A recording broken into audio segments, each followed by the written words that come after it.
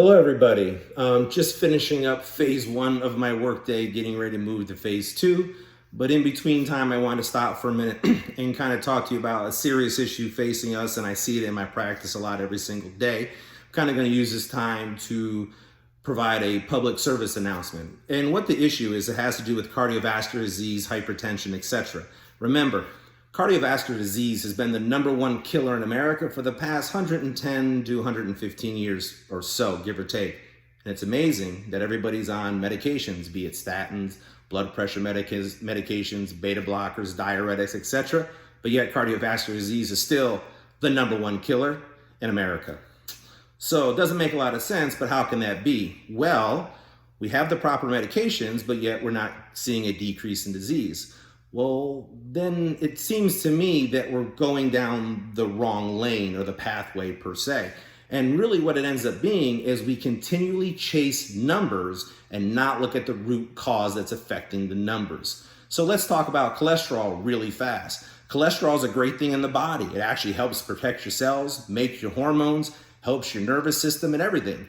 But if the cholesterol in the body is in an inflamed system, the cholesterol becomes bad. Now we have to use it as plaster to plug up the holes in the leaks. And the holes in the leaks are in the endothelium. The endothelium is the inside layer of your arteries, kind of like a fruit roll-up. So again, if we're attacking just the number and not the inflammatory response, then we're going to do absolutely nothing to decrease cardiac events. In turn, blood pressure. We treat blood pressure based on the blood pressure cuff. Remember, blood pressure is the end result of endothelial damage. Actually, endothelial dysfunction precedes hypertension by almost 10 years. Food for thought, 10 years prior to your pressure going high, you have some type of endothelial dysfunction.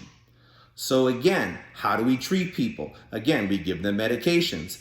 Most of the medications that we give right now work solely on the vascular system, when we should be using medications that work not only on the vascular system, but also improve cardiac structure and function. Well, what does that mean? So think about it this way. If you have a traffic jam, how do you get traffic to move smoother? Well, you can keep the green lights on longer so traffic moves. Or what you can do is add an additional lane.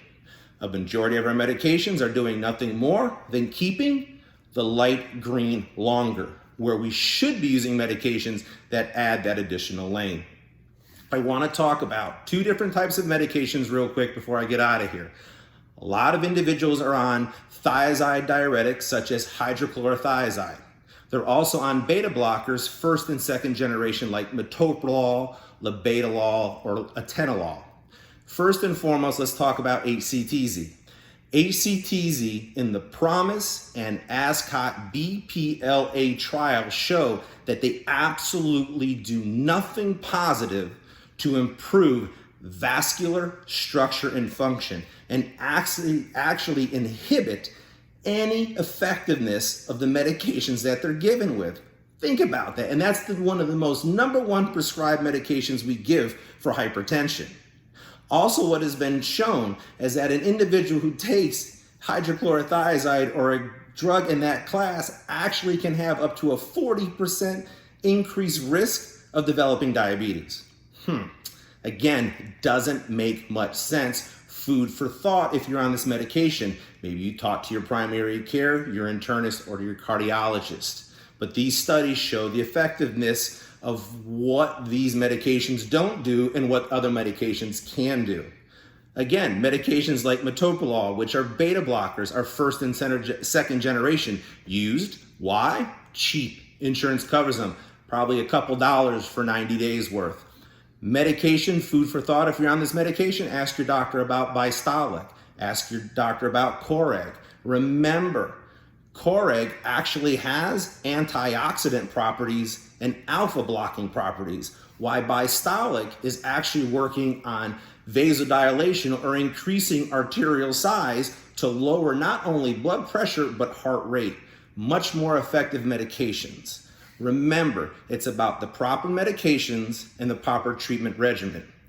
One of the things that I learned from a very great attending physician I had is twofold. And this is what I'm going to leave you guys with. It's not what disease a person has.